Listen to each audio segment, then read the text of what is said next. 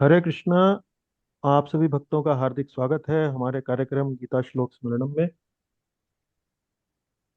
इस कार्यक्रम में हम भगवत गीता के कुछ चुने हुए श्लोकों को स्मरण करने का प्रयास करते हैं।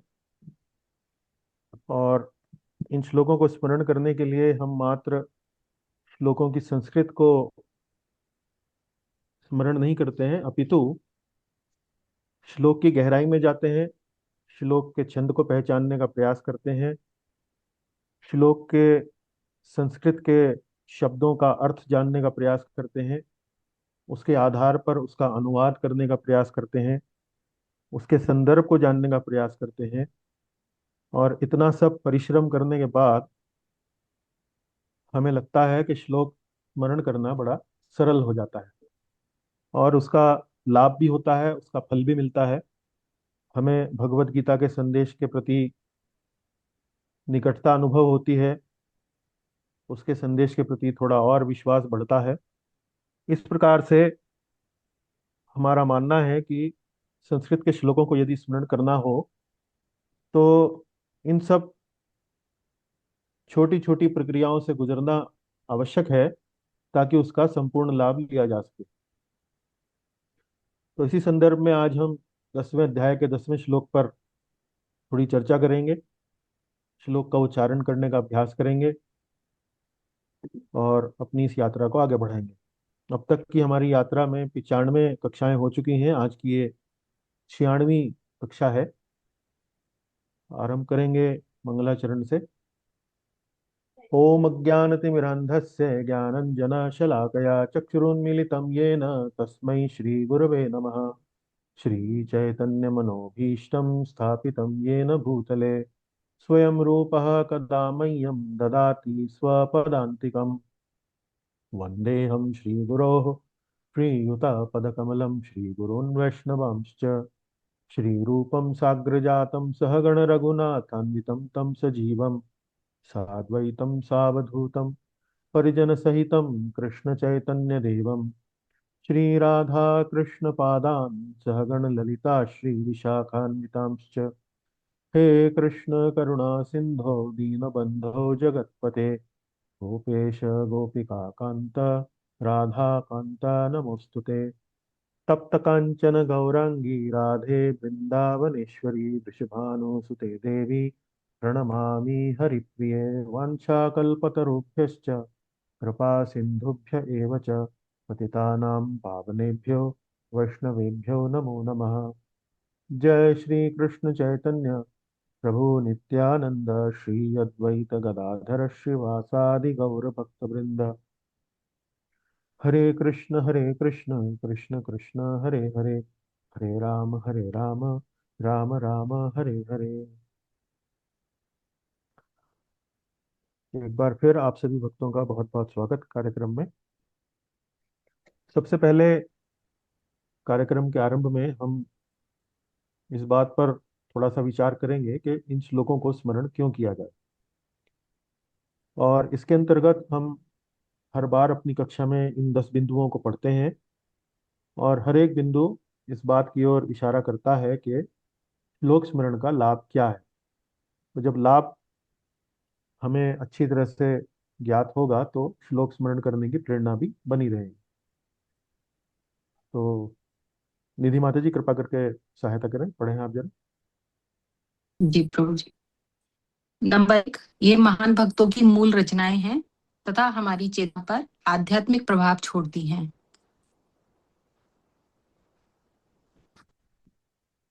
नंबर 2, ये गागर में सागर के समान है, इनसे कम शब्दों में महत्वपूर्ण शिक्षा मिलती है।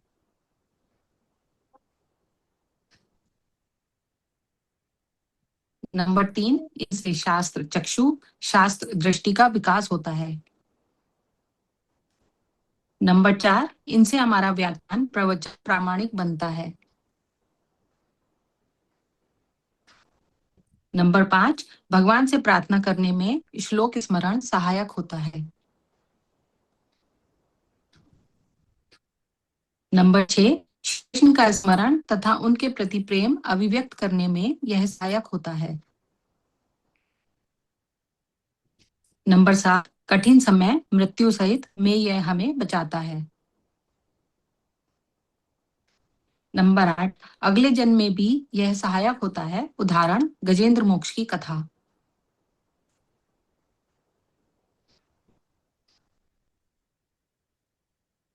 नंबर 9, श्री प्रभुपाद द्वारा अनुशंसित है। नंबर 10, गे होने के कारण श्लोकों का उच्चारण अत्यंत सुखद लगता है। जी बहुत बहुत धन्यवाद।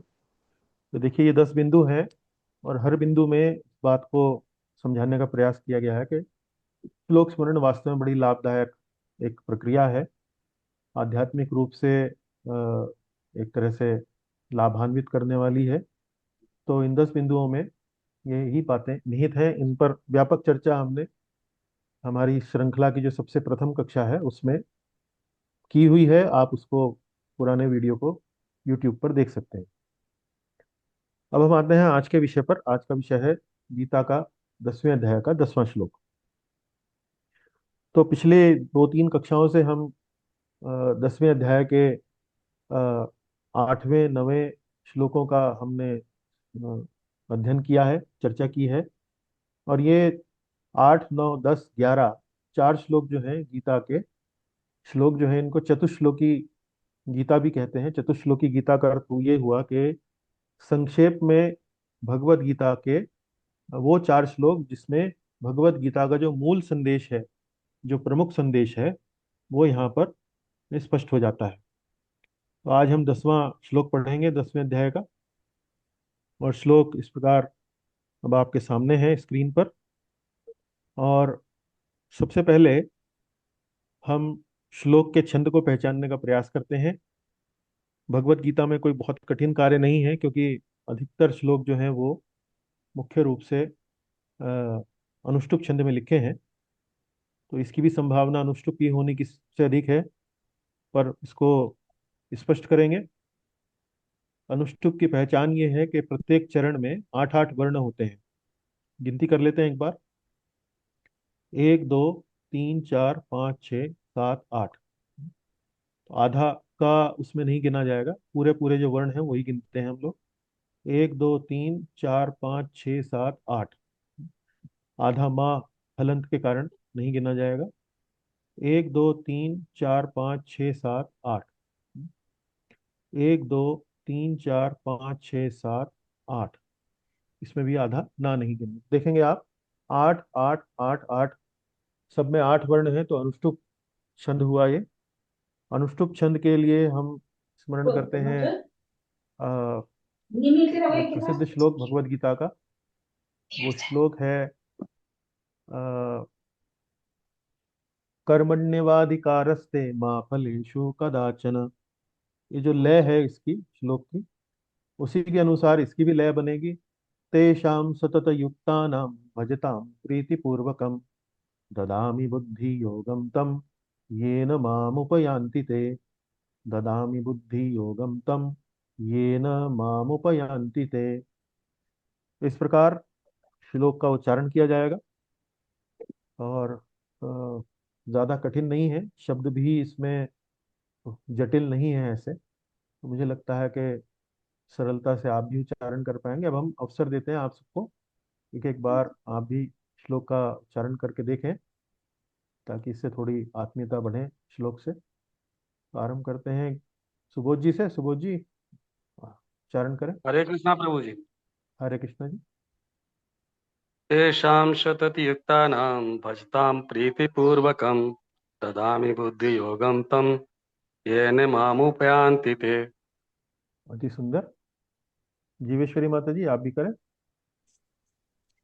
तेषां सततयुक्तानां भजतां प्रीतिपूर्वकं ददामि बुद्धियोगं तं येन माम् उपयान्ति ते। बहुत सुंदर। निधि माता ji. Krishna Prabhu, your audio is a bit low today, Prabhu. Audio is bit low. Hmm, ठीक है। आप, Is it मैंने थोड़ा अपना ये हेडसेट चेंज किया है। आप okay? उच्चारण करते रहें निधि माता जी, मैं अपना हेडसेट बदलता हूँ, फिर आप बताइए। जी। तेषां सततयुक्तानां भजतां प्रीतिपूर्वकं ददामि बुद्धियोगं तं येन माम् उपयान्ति ते। तेषां सततयुक्तानां भजतां प्रीतिपूर्वकं। ये थोड़ा वो हो रहा है गुरुजी, थोड़ा सा जी ददामी। सॉरी। हाँ सॉरी गुरुजी। तेषां सततयुक्तानां भजतां प्रीतिपूर्वकं ददामि बुद्धियोगं तं येन मामुपयान्ति ते। हाँ जी, ये न माम उपयांति थे, बढ़िया। उपयान्ति ते जी जी ठीक है। अब हम चलेंगे यशोमती माता जी के पास। तेषां सततयुक्तानां भजतां प्रीतिपूर्वकं ददामि बुद्धियोगं तं येन मामुपयान्ति ते। जी धन्यवाद, बहुत अच्छे। मोहनलाल जी।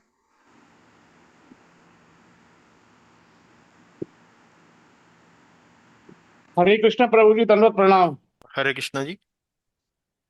तेषां सततयुक्तानां भजन्तां प्रतिपूर्वकं ददामि बुद्धियोगं तं येन मामुपयान्ति ते। हरे कृष्णा। सुंदर प्रभु जी, बहुत अच्छे। पुष्प प्रिया माता जी, आपने शायद कर लिया, मेरे ख्याल नहीं किया शायद। हरे कृष्णा प्रभु जी, नहीं किया। हाँ कीजिए, आप भी कीजिए जी। तेषां सत्युक्तानां भस्तां प्रीतिपूर्वकं ददामि बुद्धिर्योगं तं येन मामुपयन्ति ते। सुंदर माता जी। सुचित्रा सर्वप्रिया माता जी। तेषां सततयुक्तानां भजतां प्रीतिपूर्वकं ददामि बुद्धियोगं तं येन मामुपयन्ति ते। बढ़िया, अच्छे से। सुषमा माता जी, आप में भी शायद नहीं किया जी, जी। कीजिए। तेषां सततयुक्तानां भजतां प्रीतिपूर्वकं ददामि बुद्धियोगं तं येन मामुपयान्ति ते। बहुत अच्छे, बहुत बढ़िया। आशा है सबने कर लिया होगा, कोई छूटा नहीं होगा। ठीक है, तो अब हम चलते हैं आगे। तो अब आगे के स्लाइड में हम इस श्लोक के जो शब्द हैं उनका अनुवाद देखेंगे। तो अनुवाद देखने से पहले आपका ध्यान दिलाना चाहूंगा कि वास्तव में इसका मूल संदेश क्या है। श्री कृष्ण अपने भक्तों को बुद्धि देते हैं। तो इसका अर्थ समझेंगे, संदर्भ में थोड़ा उसको गहराई से समझेंगे। पर भगवान अपने भक्तों को बुद्धि क्यों देते हैं? भगवान अपने भक्तों को बुद्धि इसलिए देते हैं ताकि वे उनकी भक्ति में और अच्छे से आगे बढ़ सकें। तो ये अर्थ देखिए कैसे स्पष्ट होता है यहां से। तो एक एक शब्द का अर्थ देखते हैं। सतत युक्ता नाम। सतत युक्ता नाम। तो सतत शब्द का क्या अर्थ है? सतत शब्द का अर्थ है हमेशा, सदैव, नित्य। और युक्त का अर्थ क्या हुआ? युक्त का अर्थ होता है जोड़ना, अपने आप को किसी से जोड़ कर रखना। तो यहाँ पर इसमें अर्थ क्या बनता है? भगवान से अपने आप को जोड़ कर रखना, भगवान के साथ संयोग करके रखना, या भगवान के साथ संयोग करने की आकांक्षा रखना। तो यहाँ सतत युक्ता नाम शब्द जो है वो उसका अर्थ क्या हुआ? भगवान से या श्री कृष्ण से नित्य संयोग के आकांक्षी, नित्य संयोग की आकांक्षा रखने वाले, नित्य संयोग करते रहने वाले। जैसे कि पिछले श्लोक में भगवान ने बताया है, मच्चित्ता मदगत प्राणा बोधयन्तः परस्परम कथयन्तश्च माम नित्यम तुष्यन्ति च रमन्ति च। तो ये इस तरह के जो भक्त हैं जो भगवान के साथ नित्य जुड़कर रहते हैं, एक दूसरे के बारे में, भगवान के बारे में चर्चा करते रहते हैं। तो ऐसे भक्तों के बारे में बताया गया है कि सतत युक्ता नाम। उसके बाद देखते हैं अगला, प्रीति पूर्वक। तो ये भगवान से जुड़ाव जो है वो किस तरह से है? प्रीति के कारण, भगवान से प्रेम होने के कारण। भजन करने वाले, मेरे नित्य संयोग के आकांक्षी, प्रीति पूर्वक भजन करने वाले। तो ये भजताम, भजताम शब्द का अर्थ हुआ भजन करने वाले।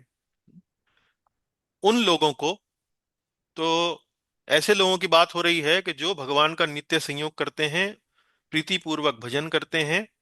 उन लोगों को भगवान क्या करते हैं? वह अर्थात तम, बुद्धि योगम अर्थात बुद्धि योग, ददामी अर्थात प्रदान करते हैं। तो जो लोग भगवान का नित्य संयोग करने के आकांक्षी हैं, प्रीति पूर्वक भजन करने वाले हैं, ऐसे लोगों को भगवान वह बुद्धि योग प्रदान करते हैं। वह बुद्धि योग, अब बुद्धि योग की विशेषता क्या है? जिसके द्वारा वे अर्थात ते, माम अर्थात मुझको, उपयान्ति, उपयान्ति अर्थात प्राप्त होते हैं।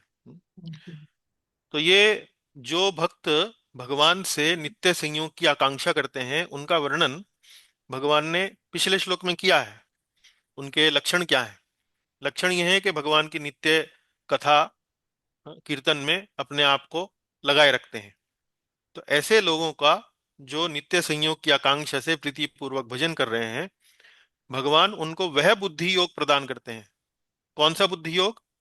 येन माम उपयान्ति ते, जिससे वो भगवान को प्राप्त हो सकें, भगवान तक पहुंच सकें। अर्थात स्पष्ट रूप से भगवान वास्तव में ऐसे लोगों की भीतर से स्वयं प्रत्यक्ष, सीधा, डायरेक्ट, बिना किसी एजेंट के, सीधा भगवान जो है ऐसे भक्त के हृदय में प्रेरणा उत्पन्न करते हैं, उसका मार्गदर्शन करते हैं कि कैसे वो भगवान तक पहुंच सकते हैं। तो एक बार फिर से देखेंगे। मेरे नित्य संयोग के आकांक्षी, प्रीति पूर्वक भजन करने वाले उन लोगों को वह बुद्धि योग प्रदान करता हूं, जिसके द्वारा वे मुझको प्राप्त होते हैं। तो ये भगवान श्री कृष्ण द्वारा बोला गया श्लोक है। तो इसीलिए आपने देखा यहां पर इसका अर्थ क्या बनता है? श्री कृष्ण अपने भक्तों को बुद्धि देते हैं। अपने भक्तों को बुद्धि देते हैं। कौन सी बुद्धि? बुद्धि तो भगवान सभी को देते हैं। भले ही भगवान को मानने वाले हों, ना मानने वाले हों, भगवान बुद्धि के विरुद्ध योग। हों, हाँ, भगवान के विरुद्ध कार्य करते हों, तो हाँ, जैसा कि माता जी ने कहा कि बुद्धि योग, योग अर्थात जिससे वो भगवान से योग कर सके, यानी कि भगवान से जुड़ सके। तो जिसके द्वारा वे मुझे प्राप्त होते हैं, उपयान्ति। तो इस प्रकार से भीतर से प्रेरित करते हैं भगवान। चलिए अब हम इसका अनुवाद देखेंगे। निधि माता जी कृपया पढ़ें एक बार। मेरे नित्य संयोग के आकांक्षी, प्रीति पूर्वक भजन करने वाले उन लोगों को वह बुद्धि योग प्रदान करता हूँ, जिसके द्वारा वे मुझको प्राप्त होते हैं।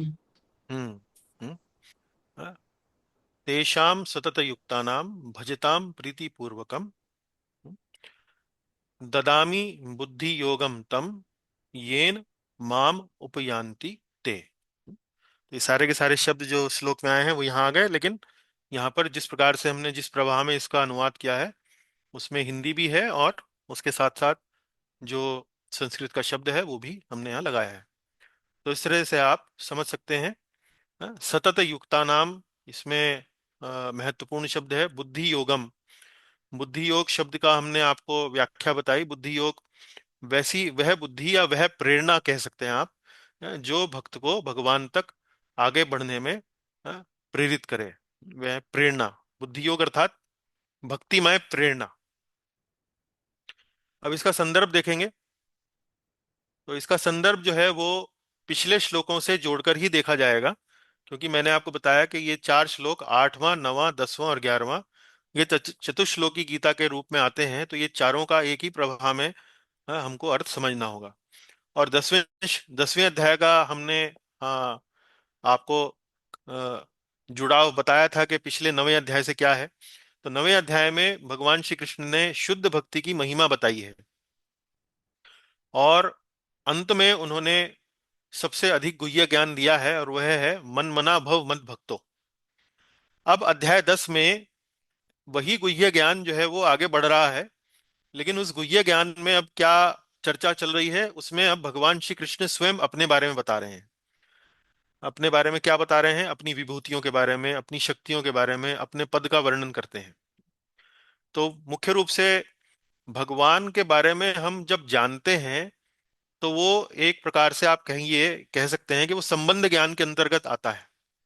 संबंध मतलब किसी से भी हमें संबंध स्थापित करना होता है तो हमें उस व्यक्ति के बारे में जानना होता है कि वो हमारे बराबर की उम्र का है, हमारे से बड़ा है, हमारे से छोटा है, हमारे किस प्रकार से वो संबंधित है।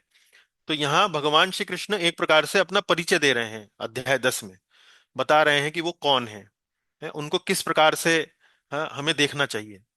तो वे अपनी विभूतियों के बारे में, विभूतियां अर्थात भगवान के पास क्या क्या समान है, मतलब जैसे हर व्यक्ति के पास कोई ना कोई अ, संपत्ति होती है। किसी के पास घर है, किसी के पास गाड़ी है, किसी के पास दुकान है, मकान है, धन संपत्ति जो भी होती है। तो भगवान अपनी विभूतियों के बारे में बता रहे हैं, अपनी शक्तियों के बारे में बता रहे हैं, अपने पद के बारे में बता रहे हैं। तो इन सब की जानकारी करने के बाद भक्त के भीतर एक प्रेरणा होती है कि वह भगवान के शरण ले, क्योंकि भगवान 8वें श्लोक में क्या बता रहे हैं कि सब कुछ उनसे ही आया है, सब कुछ उनसे ही आया है। तो ये सब जानने के बाद साधक के मन में एक भाव आता है कि वह भगवान की शरण ले, क्योंकि भगवान इतने महान हैं। और अ, ऐसे शरणागत भक्त जो हैं वो किस प्रकार भगवान की शरण लेते हैं? परस्पर उनकी कथा कहकर, आपस में एक दूसरे को उनके बारे में बताकर, बोधयन्तः परस्परम, उससे क्या होता है? उनको संतोष और आनंद मिलता है। ये हमने 9वें श्लोक में देखा।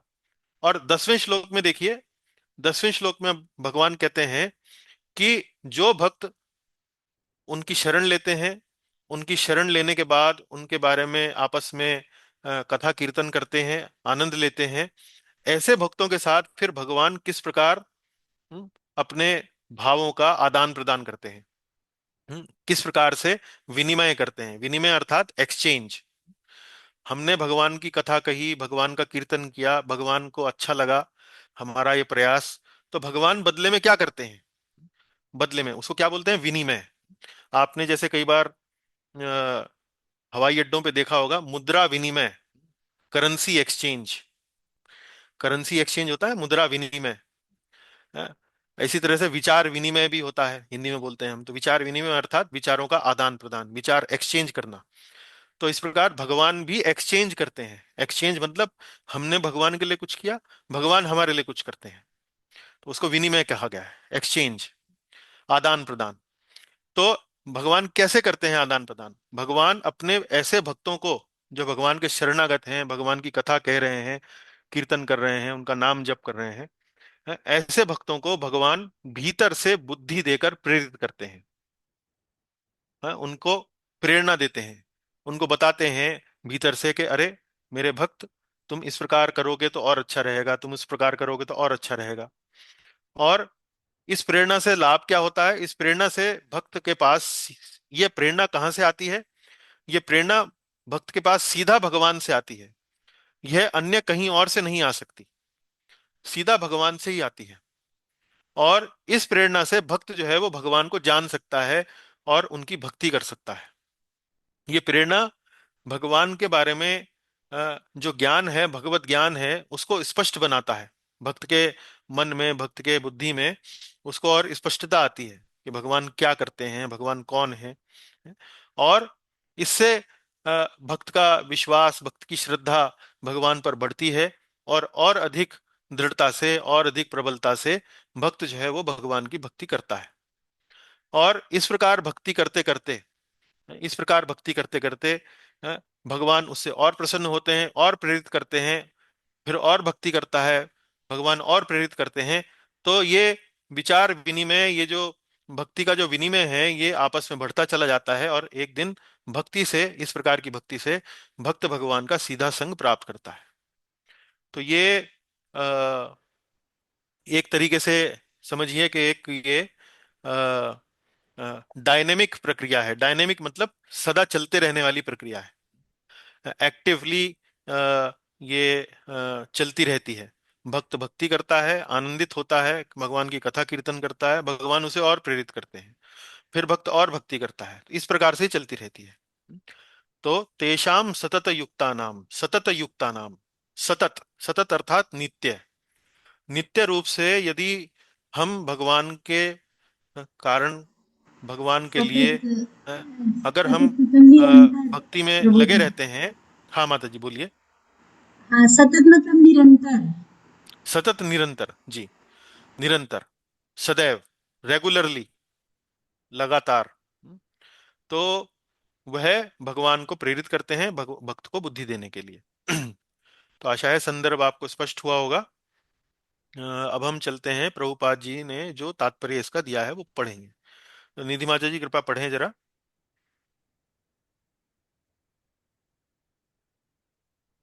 इस श्लोक में बुद्धि योगम शब्द अत्यंत महत्वपूर्ण है। हमें स्मरण हो कि द्वितीय अध्याय में भगवान ने अर्जुन को उपदेश देते हुए कहा था कि मैं तुम्हें अनेक विषयों के बारे में बता चुका हूँ और अब मैं तुम्हें बुद्धि योग की शिक्षा दूंगा। अब उसी बुद्धि योग की व्याख्या की जा रही है। बुद्धि योग कृष्ण भावनामृत में रहकर कार्य करने को कहते हैं और यही उत्तम बुद्धि है। बुद्धि का अर्थ है बुद्धि और योग का अर्थ है यौगिक गतिविधियां अथवा यौगिक उन्नति। जब कोई भगवत धाम जाना चाहता है और भक्ति में वह कृष्ण भावनामृत को ग्रहण कर लेता है तो उसका यह कार्य बुद्धि योग कहलाता है। दूसरे शब्दों में बुद्धि योग वह विधि है जिससे मनुष्य भव बंधन से छूटना चाहता है। उन्नति का परम लक्ष्य कृष्ण प्राप्ति है। लोग इसे नहीं जानते, अतः भक्तों तथा प्रामाणिक गुरु की संगति आवश्यक है। मनुष्य को ज्ञात होना चाहिए कि कृष्ण ही लक्ष्य है और जब लक्ष्य निर्दिष्ट है तो पथ पर मंद गति से प्रगति करने पर भी अंतिम लक्ष्य प्राप्त होता है।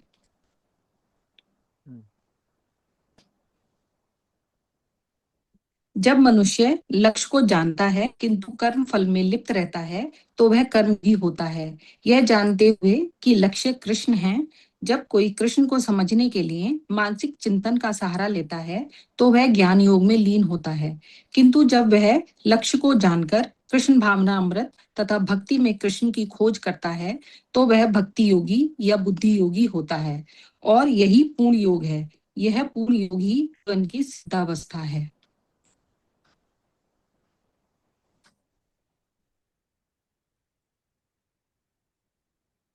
जब व्यक्ति प्रामाणिक गुरु के होते हुए तथा आध्यात्मिक संघ से संबद्ध रहकर भी प्रगति नहीं कर पाता क्योंकि वह बुद्धिमान नहीं है तो कृष्ण उसके उसके अंतर से उपदेश देते हैं जिससे वह सरलता से उन तक पहुंच सके। इसके लिए जिस योग्यता की अपेक्षा है वह यह है कि कृष्ण भावनामृत में निरंतर रहकर प्रेम तथा भक्ति के साथ सभी प्रकार की सेवा की जाए। उसे कृष्ण के लिए कुछ ना कुछ कार्य करते रहना चाहिए किंतु प्रेम पूर्वक। यदि भक्त इतना बुद्धिमान नहीं है कि आत्म साक्षात्कार के पथ पर प्रगति कर सके, किंतु यदि वह एकनिष्ठ रहकर भक्ति कार्यों में रत रहता है तो भगवान उसे अवसर देते हैं कि वह उन्नति करके अंत में उनके पास पहुंच जाए। जी, बहुत बहुत धन्यवाद माता जी। तो प्रभुपाद जी भी देखिए बता रहे हैं कि बुद्धि योग का अर्थ क्या है? भगवान कृष्ण के कार्यों में सदैव अपने आप को लगाए रखना।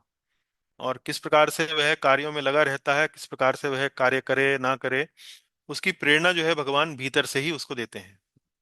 ऐसा देखिए ना आप, क्योंकि वह बुद्धिमान नहीं है तो कृष्ण उसके अंतर से उपदेश देते हैं जिससे वह सरलता से उन तक पहुंच सके।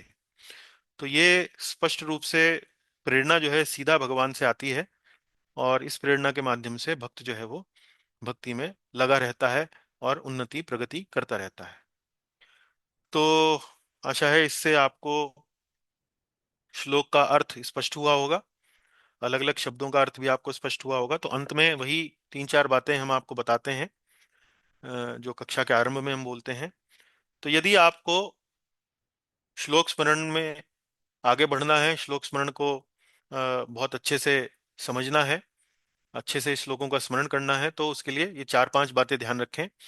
श्लोक के स्मरण को पहचाने, 8 अक्षर का है कि 11 अक्षर का है, ताकि आप उसका उचित लय में गायन कर सकें। उसके बाद शब्दों के अर्थों पर ध्यान दें, उन्हें अपने मस्तिष्क में बैठाएं। अलग अलग शब्दों के अलग अलग अर्थ हैं और उनको समझने का प्रयास करें। एक एक करके पंक्तियों का स्मरण करें, उनको बार बार दोहराएं। श्लोक के संदर्भ को जानें, श्लोक किस संदर्भ में कहा गया है, और इसी श्लोक स्मरण की जो प्रक्रिया है उसको अपनी दैनिक पूजा अर्चना का भाग बनाएं, तो आप श्लोक स्मरण और अच्छे से लंबे समय तक आप अपने श्लोकों का स्मरण रख सकते हैं। तो इसी के साथ हम आज यहाँ की कक्षा में अंत में आ गए हैं, और आज हमने देखिए 10वें अध्याय का 10वां श्लोक पढ़ा। तो अब हमारे श्लोकों का अध्ययन जो है वो कितना, 32, 34, 8, 9 और 10, तो ये 5 श्लोक हो गए हैं। इन पर हम अगली कक्षा में कार्यशाला आयोजित करेंगे। तो आप ये 5 श्लोक जो है 9वें अध्याय का 32वां, 34वां, 8वां, 9वां और 10वां, इनको आप स्मरण करके आए और कक्षा में सबके सामने इनको प्रयास करें कि बिना देखे उच्चारण करें। आप कंठस्थ करके आए, स्मरण करके आए और फिर इनका उच्चारण करें। इस श्लोकों के शब्दों का अर्थ प्रभु जी, बताएं, अनुवाद अध्याय बताएं। अध्याय 10 का एक 10वां श्लोक और दूसरा। क्षमा कीजिए, अध्याय 10 का एक आज जो पढ़ाया गया 10वां श्लोक और दूसरा कौन सा? देखिए मैं बता रहा हूँ, देखिए 9वें अध्याय का 32वां, 34वां, 10वें जी अध्याय का 8वां, 9वां और 10वां, ये 5 श्लोक जो हैं अगली कक्षा में आप स्मरण करके आए और सबके सामने उच्चारण करें। और अर्थ आप भी नोट, बताना, अर्थ भी बताना है। अर्थ भी बताना है जी। अर्थ तो नहीं बता पाएंगे हम। नहीं, आप कक्षा देखिए, कक्षाएं देखेंगी, आप थोड़ा अभ्यास करेंगी, कोशिश करेंगे, प्रयास करेंगे तो हो जाएगा, हो श्लोक जाएगा। याद हो जाएंगे लेकिन अर्थ तो इतना इसका विस्तृत आप है जब अर्थ याद करेंगे तो श्लोक और अच्छे से याद होगा। आप एक बार प्रयास करके देखिए। हम्म कोई बात नहीं, कोई जबरदस्ती नहीं है। अगर अर्थ नहीं बता पाएंगे तो हम सहायता करेंगे, आप जितना कर सकती हैं उतना करके आइए, ठीक है जी। चलिए, कोई हरे प्रश्न हो कक्षा को हरे लेकर तो कृष्ण। बताएं। हाँ जी। हरे कृष्ण प्रभु जी, यहाँ खाली अच्छा अच्छा है 18, वही मैं कह रही थी, खाली 12 तक ही नजर आ रहा है। ठीक है, 18 तक है पूरा, ठीक है प्रभु जी। हाँ जी, ये 18वें अध्याय 14, 15, 18, ठीक है जी। अब हम अंत करेंगे कार्यक्रम का। श्रीमद् भगवत गीता की जय, शिला प्रभुपाद जी की जय। कोई प्रश्न है, कोई टिप्पणी है आपकी तो आप बोल सकते हैं, बता सकते हैं।